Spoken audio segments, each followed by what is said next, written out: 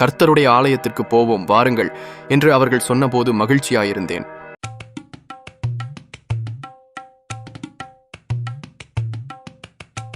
தேவனை துதித்து ஜனங்கள் எல்லாரிடத்திலும் தயவு பெற்றிருந்தார்கள். ரட்சிக்கப்படுகிறவர்களை கர்த்தர் அனுதினமும் சபையிலே சேர்த்து கொண்டு வந்தார். அல்லேலூயா! தேவனை அவர் பரிசுத்த ஸ்தலத்தில் துதியுங்கள். 1000 நாளை பார்க்கிலும் உமது பிரகாரங்களில் செல்லும் ஒரே நாள் நல்லது.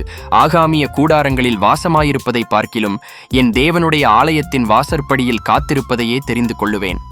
திரளான ஜனங்கள் புறப்பட்டு வந்து நாம் கர்த்தருடைய பர்வதத்துக்கும் யாக்கோபின் தேவனுடைய ஆலயத்துக்கும் போவோம். வாருங்கள், அவர் தமது வழிகளை நமக்கு போதிப்பார்.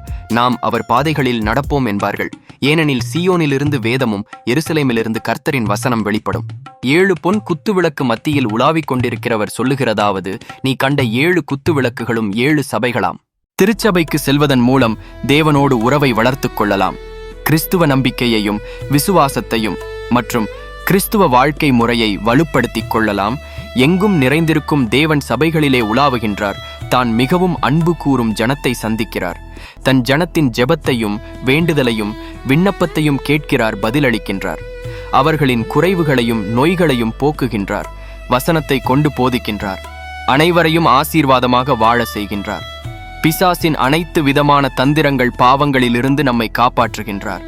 நாம் தேவனை சார்ந்து வாழும்போதும் அவரின் கற்பனைகளை பின்பற்றும் போதும் நம்மை ஆசீர்வதிப்பார், காத்துக்கொள்வார். ஆமேன். Disciples of Jesus Christ Ministry.